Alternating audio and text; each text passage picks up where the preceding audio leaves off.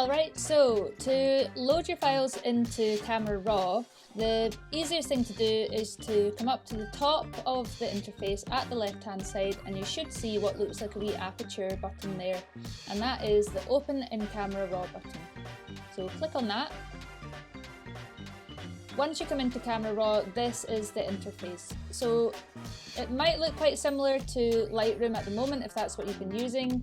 It's very similar to where you go to optimize photos in there.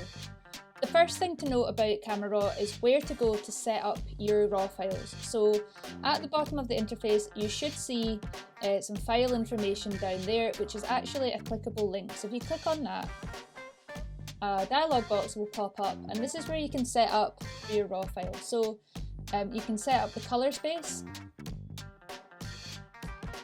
We'll talk about them in more detail later on. You can set it up just now as Adobe RGB if you like, or you might want to set it up as sRGB. It really depends what you're using your file for, but we'll talk about that later in the year. You can also set the depth of your RAW file. I would recommend at the moment that you keep it at 8 bits. It's a smaller file size and it's more than sufficient for our needs currently. The main thing really to note is that you've got the largest possible file size for your RAW file, and that your resolution is set to 300 pixels per inch. And that's going to give you what's called a high-res file.